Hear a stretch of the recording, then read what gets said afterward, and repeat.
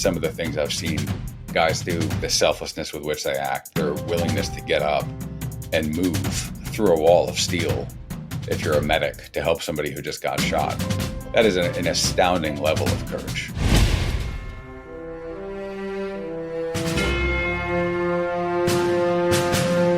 Welcome to Mindset Lessons from the Field. I'm Gina Casazza, the author of the upcoming memoir, Training with a SEAL.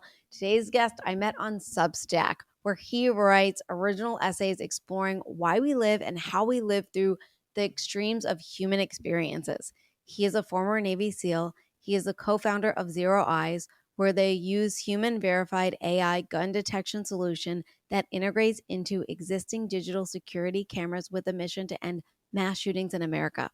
He is also the co-host of the podcast, The Nobel, where he is joined by special operations veterans, entrepreneurs, investors, and others to optimize your technology, life, and mind.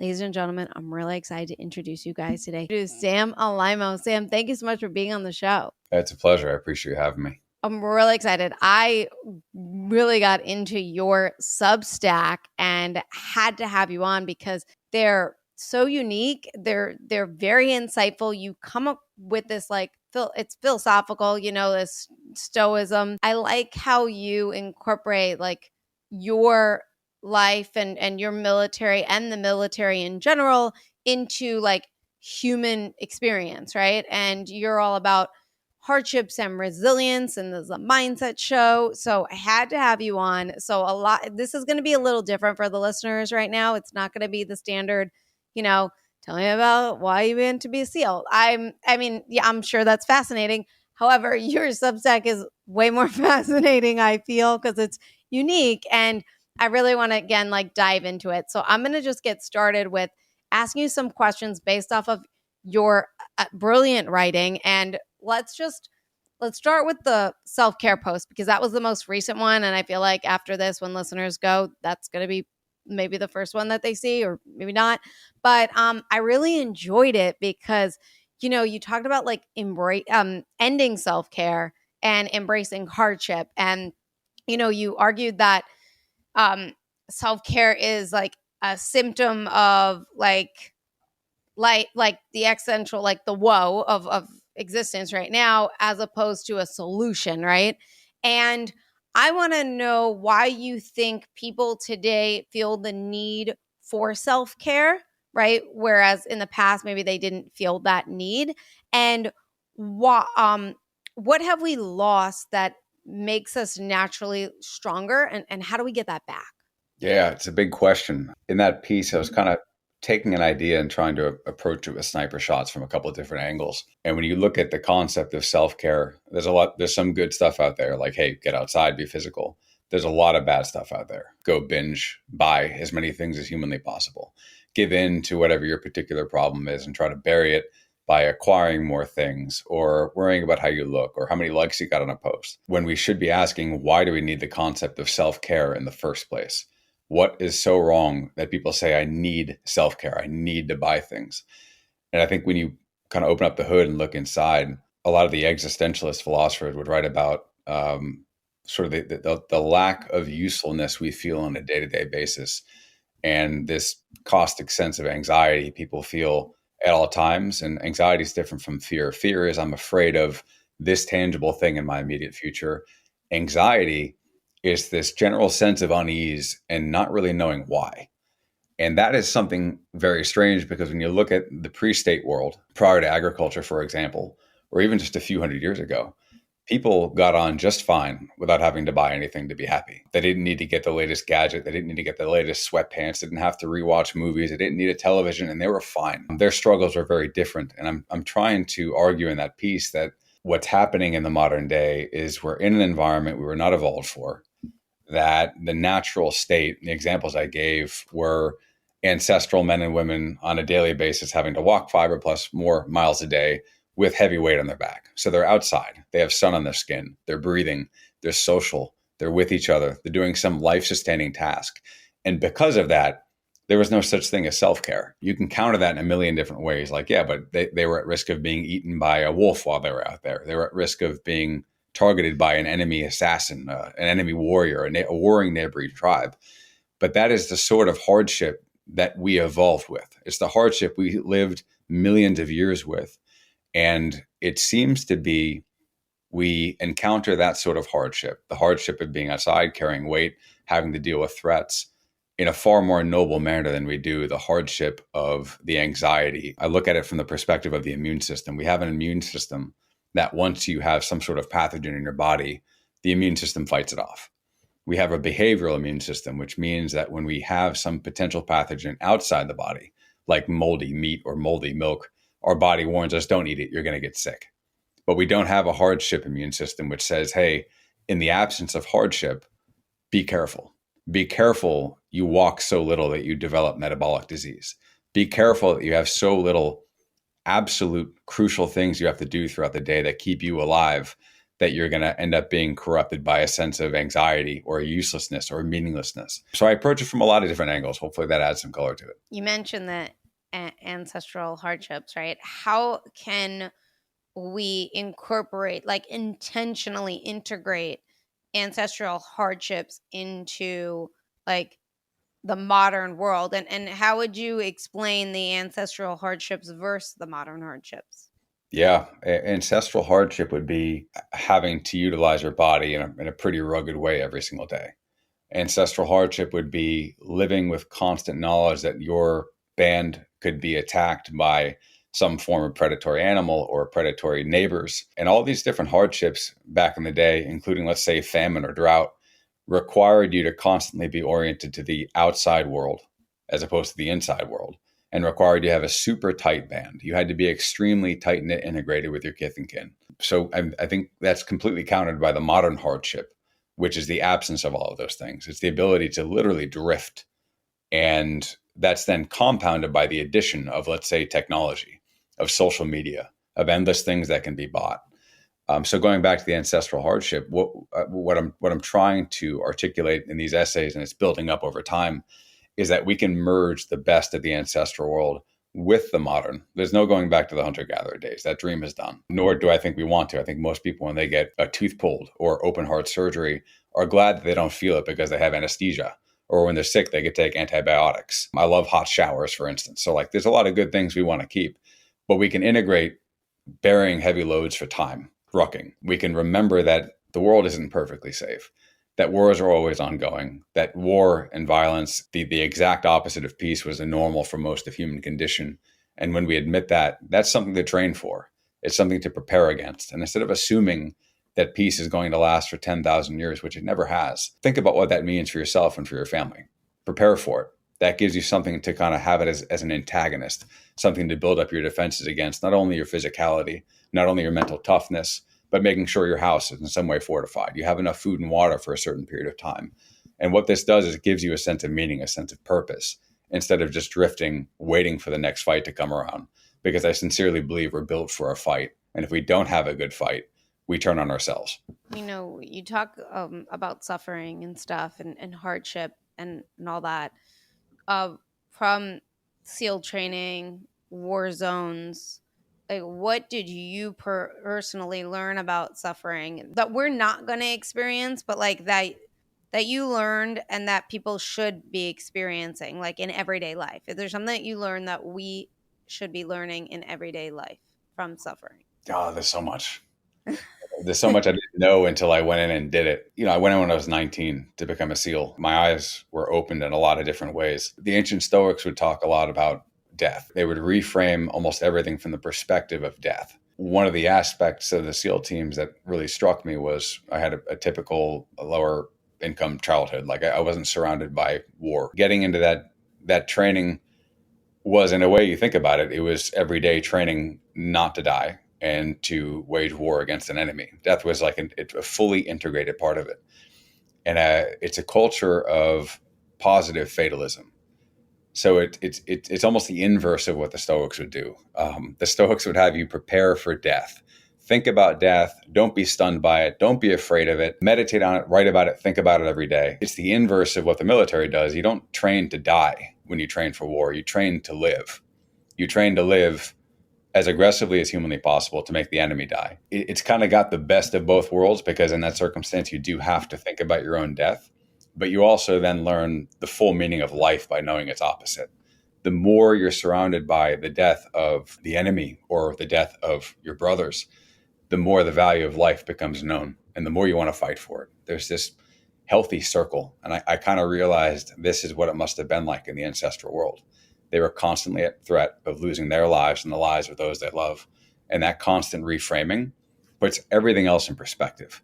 If I happen to be cold, or if my teepee happens to burn down, or I suddenly lost a store of food for the winter, at the end of the day, I'm still alive. I still have the chance to fight and get after it. Whereas today, the opportunity to get upset about some of the most minor things imaginable, it plagues us all. It plagues me. I'll get upset on a daily basis about something completely irrelevant. And then once I remember, hey, I'm still breathing, all of a sudden it's not a big deal. It's like one of the best things I got from the SEAL teams was this perspective on life and death. Yeah, there's a million more besides. It's funny you say that because I think about death all the time, where like but it helps me to live. Like I remember, well, just think Christmas, right? My family, we're all together, and I'm like, in my mind, I'm going, this could be our last Christmas together. We never know, right? We never know.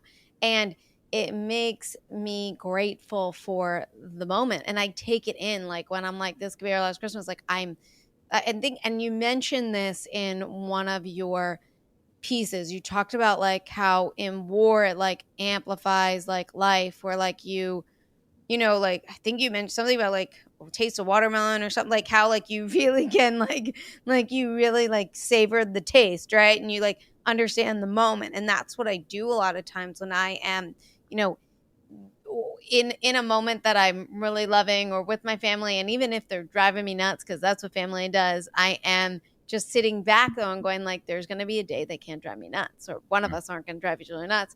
And I actually just texted my brothers 2 days ago because I call them every day, and they're boys. They're just like, we don't need to talk every day. Like, it's not like there's nothing new from yesterday to today. And I messaged them and I was like, listen, it's because there's going to be one day where you are not going to pick up the phone, or I'm not going to be able to pick up the phone. And when that day comes, I want to look back and go, we were close and we talked every day. And like, it means something. So you also talked about like the delusion of immortality. We feel like we have endless time, right? And how does facing death change your relationship with time, and what can we learn from that? Yeah, you raised a lot of good points in there. Heavy into the Stoicism for a while, particularly Epictetus, and every other word out of his mouth was death. And it was so much that it was so much thinking about death that it was detrimental to me personally, that I needed to go back to that combat mode of mind that, hey, training for death is one thing, but training for life is an entirely separate thing. And the color I viewed the world changed radically between thinking on death every day. It almost became like morose, like it was constantly a downer.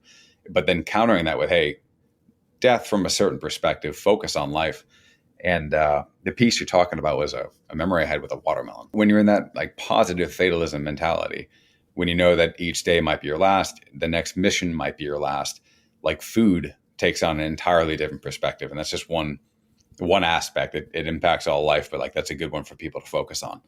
And I ate a watermelon one night after having eaten MREs for months before that. And it was the best tasting thing in the world because I was doing nothing but eating that watermelon. And it was fresh. I wasn't watching television while I was eating it. I wasn't thinking about anything else while I was eating it. It was just complete zone in the second. And when you know that like death could be around the corner, like it was in war, like it was in the ancestral time, the most important aspect of time is no longer the future. It's the present moment, because the future is completely uncertain. The future is always an if. So instead of saying, I'm gonna just sacrifice everything for some future goal, it's I'm going to put my complete attention and time and focus on this present second, this moment. And that's what you're talking about, calling your brother, taking advantage of today, because today you're here right now. You have the opportunity. Tomorrow, maybe you won't. And I think that integrating that sort of practice into daily life, what it used to be like back in the day, what it currently is still in war, what I think would allow us all to slow down a little bit, stop obsessing about that long-term goal that's a year out or 10 years out, and reframe it so that it's not just about the end goal. It's also about the process. because life at the end of the day is nothing but a process. There is no arrival. That's a good lesson learned. It's funny that you say that because the very, very first episode, we had the Navy SEAL that trained me, John McLaren, and he said, if the goal was to become a Navy SEAL, he goes, then when they took the photo of everyone that made it through, he goes, that would have been it. He goes, and that was it. He goes, but it's it's a whole journey, not like this destination. Because if we would have got to that photo and that would have been it, it's just like it wasn't. It was just like, oh, this is it. Like, this is, and you have to like accumulate everything, the whole entire journey that you're at to really appreciate, like, not that one pit stop, that's like, that was like one pit stop. And then, you go into the SEAL teams and then you go here and and you move up and stuff like that. And he goes, it's like these constant destinations until the very, very end of your life, or the constant pit stops until the very end of the whole entire thing.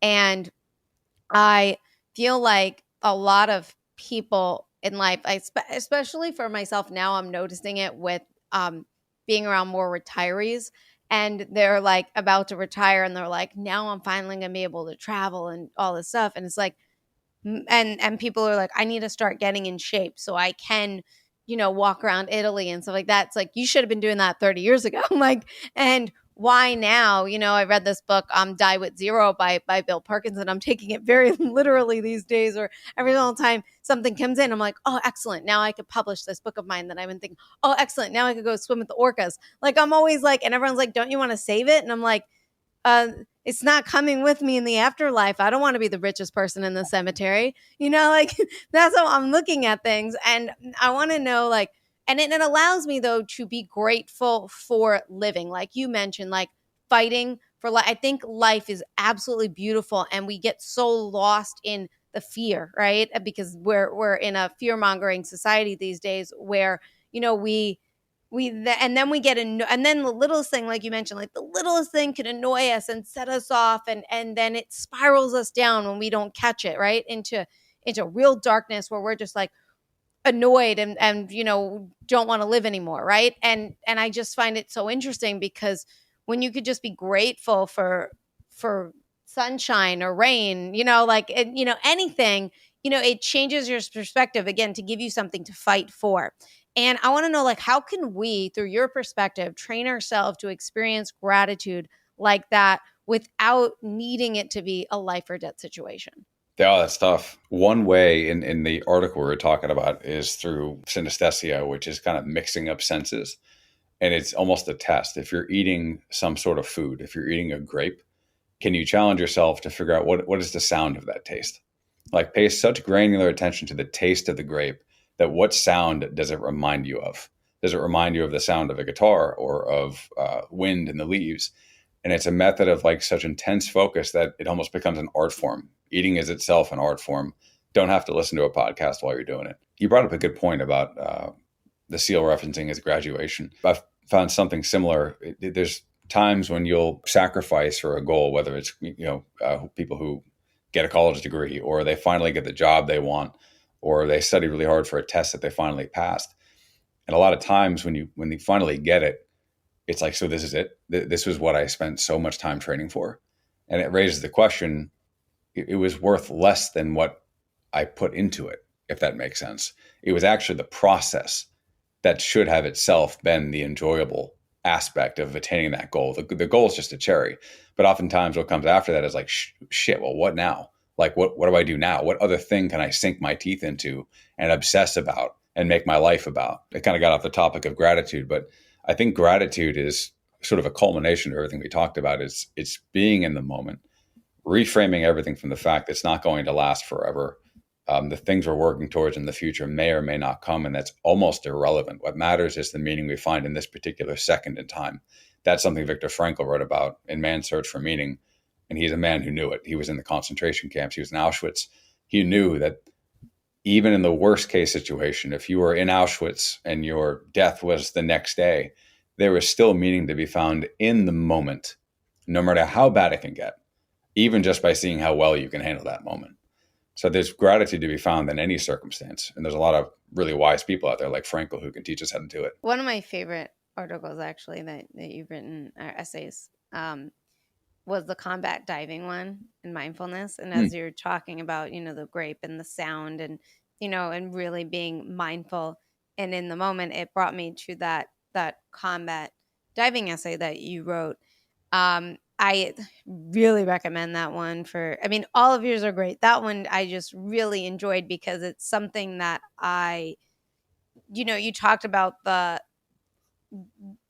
there's something, and many people have been on the show talking about like, there's just something about like being so close to death because your oxygen and breath and everything like that is cut off, that you have to stay calm and mindful when, you want to panic and that's where death is going to happen. Right. So how, how did you, or, and what do you have for our listeners in terms of like developing control over, every moment, every thought, and being mindful, especially in those panic situations? And how can we, I guess, apply that level of awareness to our daily lives? I haven't thought about that piece in a while. Combat diving sucks in a lot of ways. If you're in an already pitch black water bay in the middle of the night and you have a rebreather, which means it doesn't produce bubbles, and you're 15 feet underwater, it is so black you can't see your hand in front of your face, and all you have is a little compass with a tiny glow stick in it, so you can see the direction, and a watch to keep track of how long you've been there. And beforehand, you memorize your route, so what bearing you're going to hold for how many kicks, and then you're going to hit some obstacle, maybe a pier, maybe a certain ship, and then you're going to use that to reframe and reorient, and then you're going to zigzag to your target, which is a ship that you have to put a bomb on. It becomes very clear what is within your control and what is not within your control. And I think that's probably the best way to train it, because that doesn't just apply there. The combat diving just makes it crystal clear that at this moment in time, I cannot control what the enemy is doing on that ship that I'm underwater with, where if they drop a grenade in the water, we're all dead. Where if a single bubble gets out of my wetsuit or my mask and goes up there, they might become suspicious that someone's beneath their ship and do something about it. What is within your control is remaining completely calm and making sure you know the right bearing, making sure you're beneath the right ship, making sure you're setting the fuse correctly, making sure your buddy's still there with you. And then everything else you just let go. You have no choice but to let it go or completely lose your mind. But I think outside of that situation, I still find myself doing it now. We have the delusion that almost everything is within our control. We can turn a thermostat up or down, and all of a sudden we control the temperature. We can control the hours of our day for work or whatever personal endeavor we happen to have. In reality, almost none of that's under our control, because it can change in a fraction of a second. But I guess one extreme example would be the lockdown for COVID. Nobody knew that was going to happen. That was completely outside of our control. And that might even be a warm up for something worse that can come in the future. It's always good to remember what is within our control, and that's remaining calm, despite how horrible everything else is going around us. And remembering that we can remain calm, we can prepare for it ahead of time. But at the end of the day, circumstances are going to be circumstances. And the one muscle we have absolute command over is the mind. And training that thing is itself, I think, a worthy endeavor. This podcast episode is brought to you by Thrivers Coffee. Podcast guest Nick McKinley's company, Deliver Fund, brings you guys Thrivers Coffee. It is ethically sourced, it's organic, and it supports traffic survivors. That is right. Thrivers Coffee is all about empowering us to making a difference in the fight to end human trafficking. That's why 100% of the proceeds go directly towards their goal of bringing freedom to victims of human trafficking. So if you guys love coffee that is organic, ethically sourced, and tastes absolutely delicious, and want to help to end the fight of human trafficking, check out Nick McKinley's company, Thrivers Coffee. If someone was to come to you and say, well, how do you train the mind? What would you be saying? Or what should I be doing to train my mind to stay calm? And those, because I could just tell you right off the bat, like, first of all, water's a huge fear of mine, even though I really enjoy it. And I go in it just because I sometimes like to, test how scared I am at things. And, all I'd be thinking about, I can't see in front of me, I'm in the water. And then in my mind, I have this crazy imagination that just, I mean, the most unrealistic thing I still think about whenever I jump into a pool and I just land there, I just feel like a shark is right in front of me. And I see it in my mind, even though it's not real. And that's not true. There's no shark in the pool. So, it's the same thing with the ocean. I mean, I was so terrified of this really ridiculous fear that I went cageless shark diving just to be like, Gina, they're fine. It's all your imagination. But I mean, I put myself through the most ridiculous things to just prove to myself that like it's your own imagination and fear, right? But I know that a normal human being would not be doing things like that, right? Like when I went to go to SEER, I did civilian SEER, not your SEER. And I said to Coach Mac, I was like, what about the snakes? I'm going to be like hiding in the woods. And what if like a snake comes out? I'm terrified. And he's like, that's the last thing that's going to be on your mind is a snake. And I'm like, this is the first thing on my mind right now. And I then started taking myself to Petco to hold the snakes and to just be like, and every time I mean, the first time I did it, I started crying and the person was like wondering what was wrong with me because I went in there asking like, I was like, oh, I'm curious about having a snake for a pet, which was a lie. And then when I went to go and hold it, I'm just like, they're just so beautiful. I was trying to like make them think I wasn't so terrified, but I would do that until finally I was able to reach in and hold it myself, But like, what would you have in terms of like teaching yourself to remain calm, to be in the calm, to develop that mindset of being calm, especially in times of complete fear? I think it's a gradual process. And I think the root of it is deliberately implementing certain forms of hardship. And that's the theme I constantly get around. How do we integrate the beneficial aspects of the ancient world with like the wonderful luxuries of the modern? And it goes back to replicating certain things our ancestors would do. One of the best ways is like zone 5 interval training, extremely high heart rate. Get up there, feel the burn in your muscles, get close to panic breathing, and nonetheless stay calm. Keep your face relaxed, keep command of your breath, be mindful of your thoughts. And at some point, something has to give. Either you're going to break and quit, or you're going to overcome it and learn a sense of command. Same thing with heat exposure. Sauna is all the rage nowadays for a good reason. I got a barrel sauna. And when you're in there for 20 minutes at 210 degrees, all life becomes reduced down to command your breath. That's it. Your thoughts go away. Your worries go away. It's, can I breathe calmly despite my body completely trying to panic at the moment? Same thing with the inverse, extreme cold exposure. Cold plunges are popular for a reason. It makes you feel good also. But at the same time, it challenges you mentally. Can you get in the water in the first place? Can you then stay in there? And then once you're in there, can you remain calm? Can you almost take a third party observer and see yourself sitting in there and see yourself doing it masterfully as opposed to your teeth chattering and panic breathing and just trying to get out? Can you learn to enjoy it?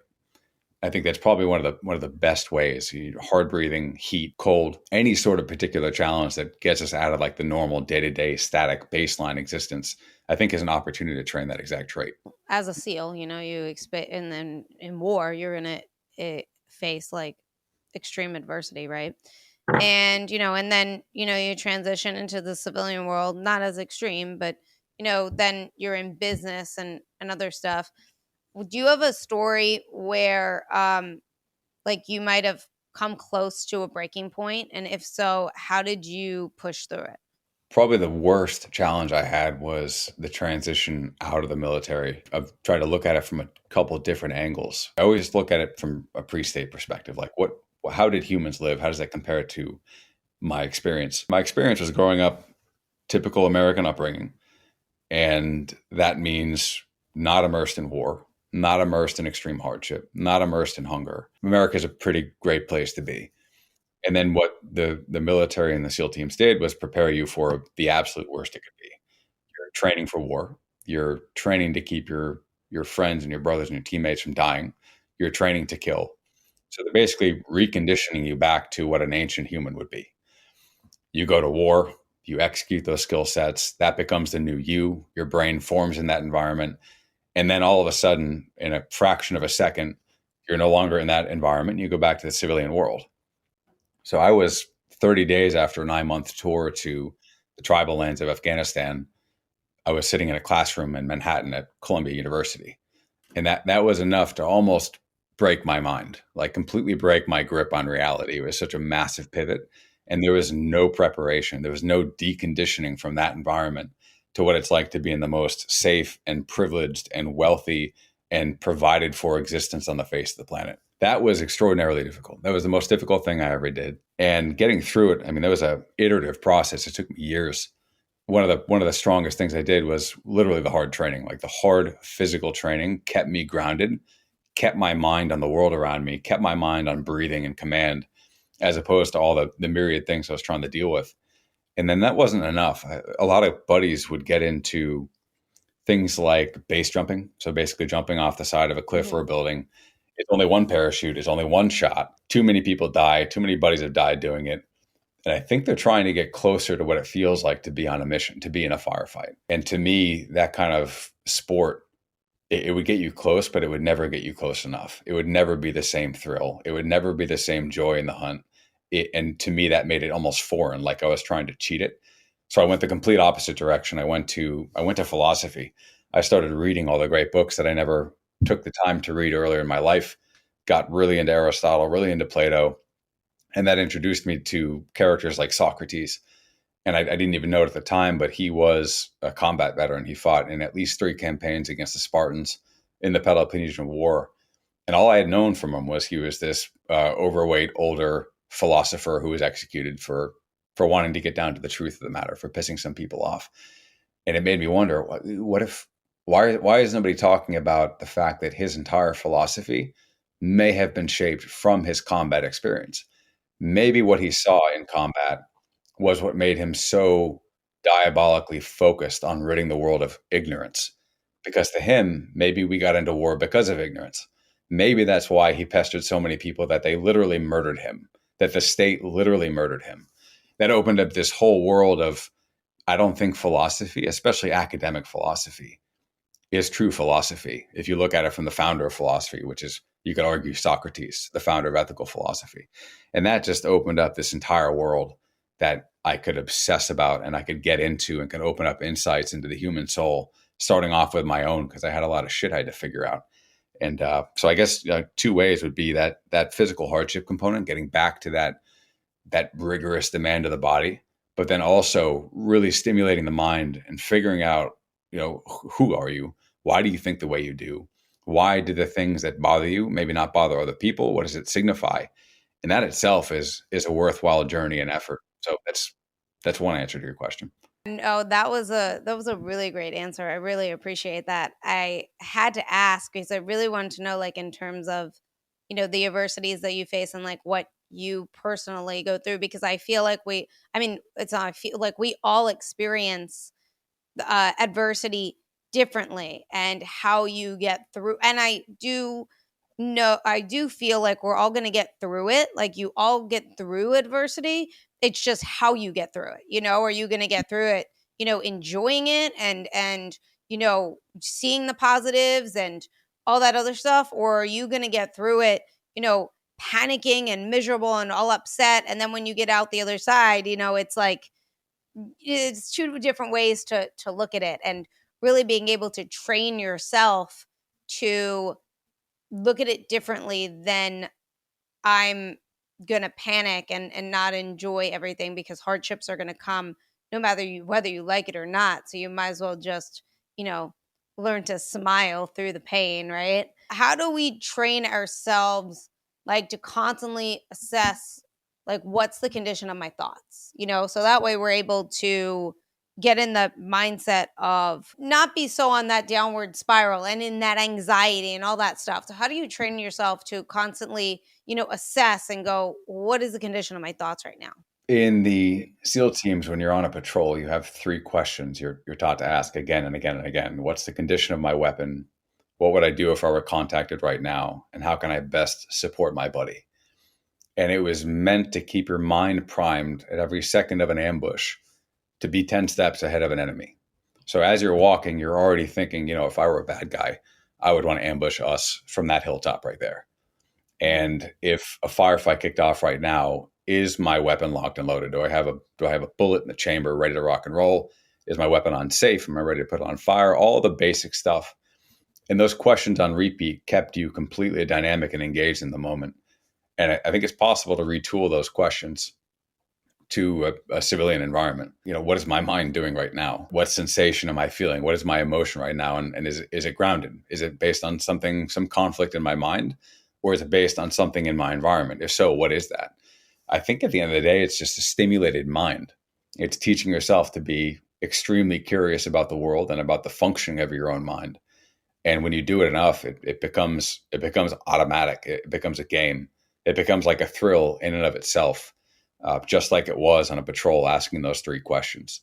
I think at the end of the day, it's habitualizing that active, curious, probing mindset, and which just comes down to kind of a joy of living. Like, do you enjoy being here? And if you do, think about it, like contemplate it, constantly be on your toes. One thing that you mentioned, I remember as you're talking about this, you mentioned about like ease is a disease, where we live in a world that's designed to be easier, right? Like you mentioned, you can just turn up the thermostat for cold or hot, whatever, and life is easier, right? You don't want to go outside, you're feeling sick, you could get somebody to bring you soup and, order you food or something like that. Like, how do we resist the pull towards weakness? Like in terms of like, yes, it's great in so many great ways. Like you said, I don't think people want to go back to the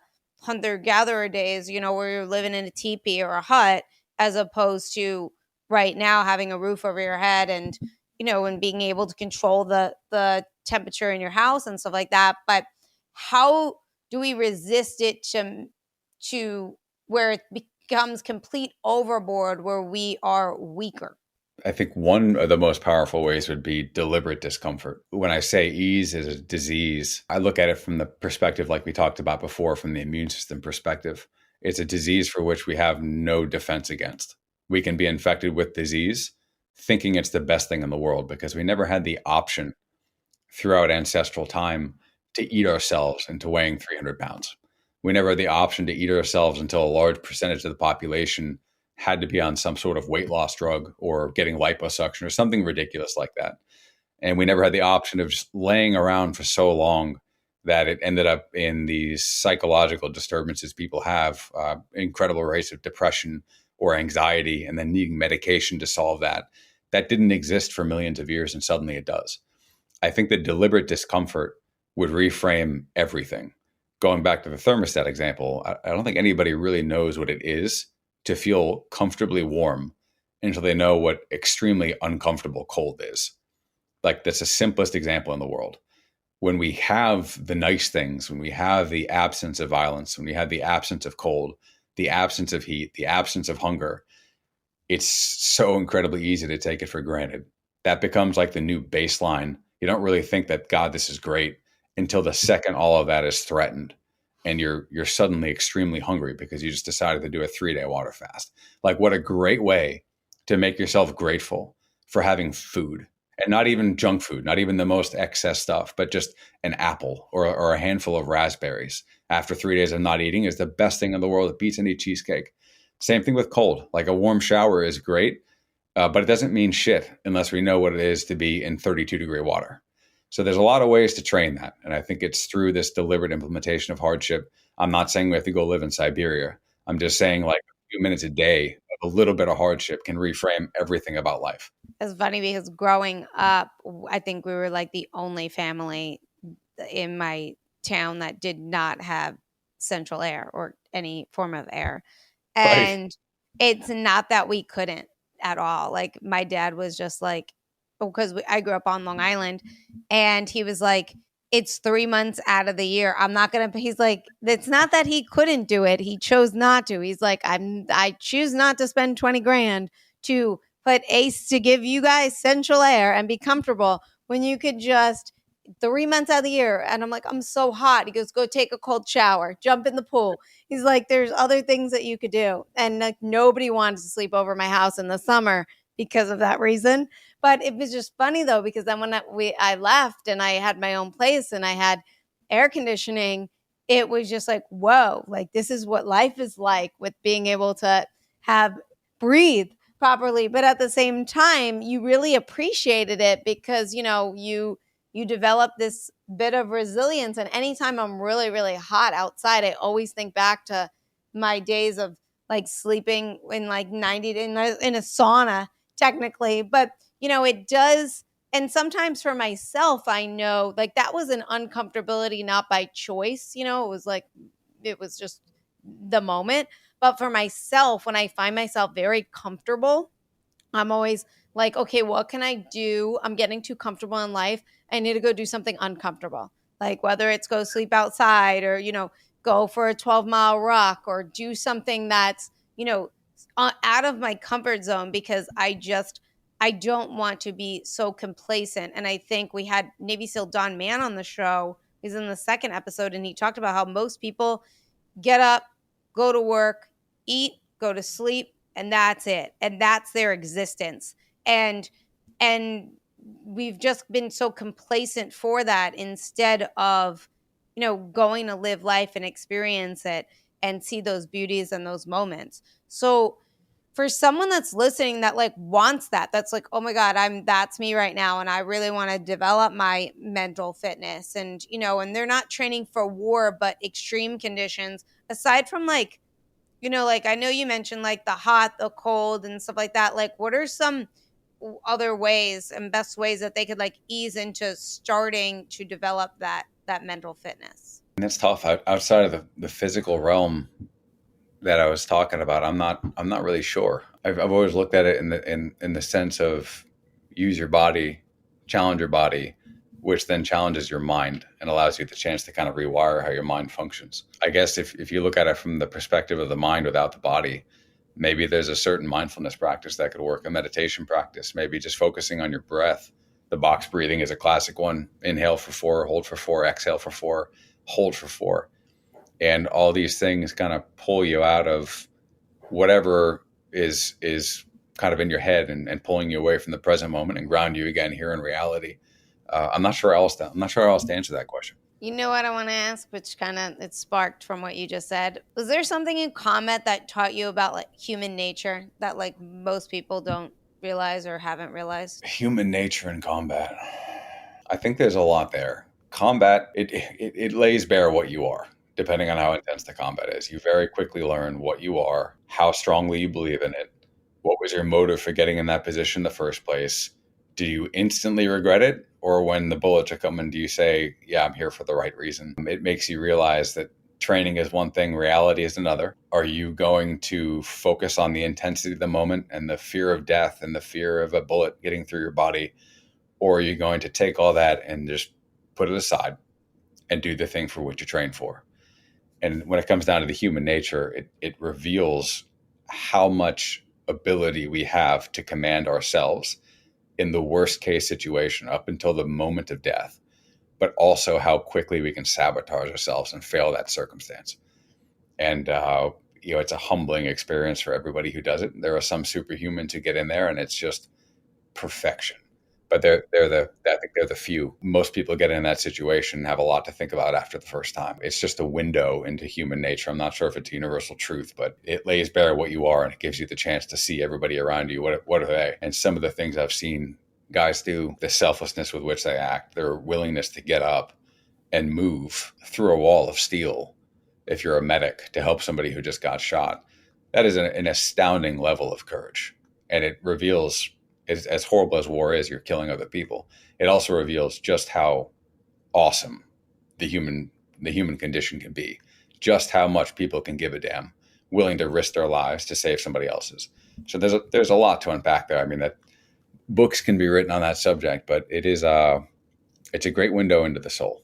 What'd you learn about yourself? I think it goes back to our command discussion. The natural reaction for a human in that situation is to try to get out of the situation. All the training in the world, as a SEAL, you spend at least 3 years training just for that first moment. And even still, it's such a hardcore experience. You have to take deliberate command. You can't just sit back and rely on your training. I learned how effective that training was. I learned what it is to have that complete black and white binary, that 1 or 0. Either I do this thing or I don't do it. And if I don't do it, you're going to regret that the rest of your life. If you do it, you're overcoming and breaking that, I guess, that last barrier. Training only gets you so far, but actually overcoming the voices inside of your skull and executing a mission, despite how horrible it could be. That I learned that switch, that binary. After that, everything becomes a simple binary. Either I do it or I don't. And at the end of the day, it's my choice. It's completely up to us at every moment in time. There's no victim. There's no victim left after that. You either do it or you don't. At what point in your life did you learn the my choices, my, like the it's my life, the victim, the victor, not the victim? I learned it early on in childhood. I think that maybe that's not common. Like the situation I grew up in, it became, I just always had an attunement to the fact that, like, no matter what circumstance you're born in, who are you going to blame and why? Why are you going to blame somebody for a complete accident of fate or nature? And, working as a kid, baling hay, shoveling horse shit, all the basic stuff like that kind of made it obvious to me that earning a salary of $6 an hour under the table, there's no one to blame. And if I were to blame someone, I would have been a complete loser. I would have been a complete failure in life. So ownership was something from the ground up I just took and owned, and it served me well in the military and beyond. So probably childhood. You wrote about learned helplessness. Can you talk to us about learned helplessness through your perspective? How do we counteract that, and develop the, like we just talked about, the ownership, the victor, mindset instead? Yeah, learned helplessness is a concept where a human is accustomed to a sense of helplessness, even if they're able to help themselves. So it's basically making a person into a form of a slave. A lot of that in the piece you're talking about, I made that. That's typically something you don't see in the pre-state world. It's impossible. If you're helpless, you're going to die the next day. That's a really common trait in the state. When I say state, I mean government, but particularly more so in like the authoritarian governments, communism, fascism, Nazism. Their whole goal is to make you helpless, completely dependent upon the government. And it happens in all states. It happens a lot in America.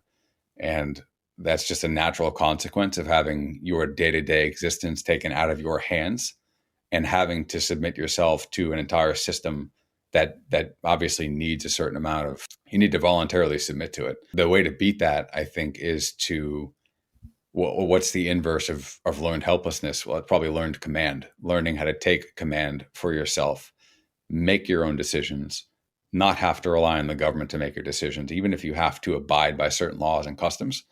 Without a doubt, there's going to be a sense of command if you know why that's the situation, why you're adhering to it, when to disagree with it, and how far to go with that disagreement. I think the learned command, it makes, going back to our conversation about like what we can control and what we can't, the learned command takes away all that stuff outside of our control. The government, whatever the government does, if there happens to be even a flash flood, for instance, or a mudslide, or there's a famine, or there's a COVID lockdown, command takes it all back inside. Things all right back inside the mind. Am I going to become a victim of this situation? Am I going to let this thing happen to me? Or am I going to force myself on it? Am I going to happen to the situation? It's a complete pivot of the mind. It's breaking that model of learned helplessness, which is like a plague at present, I would argue, and bringing it back to a very ancient mind of, let's go back to Socrates.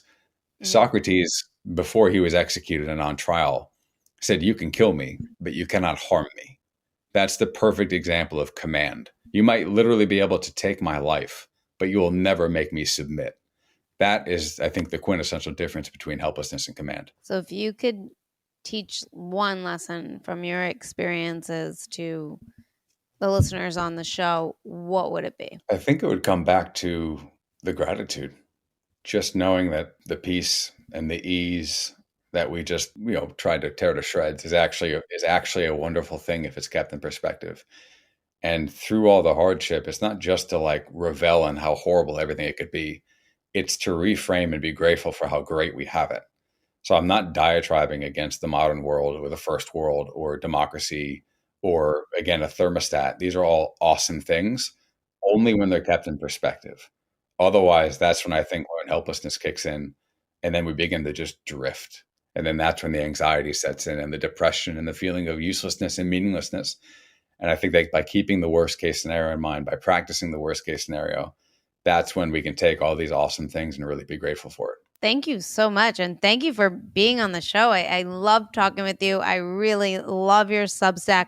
I love the essays that you write. I am going to be linking your Substack to this podcast so everybody can just go and subscribe and take a look. It's a free publication with your essays and stuff. And I highly recommend everyone to give them a read. It's a great perspective. And again, thanks for being on the show. You were absolutely fantastic. Rock and roll. I appreciate it. Thank you. And everyone that's listening, like, share, comment, subscribe, and become a Substack member to the podcast Substack. You know, it's completely free as well. And it's all to help you develop resilience, grit, and mental fitness. Thanks, guys. And see you all next Wednesday.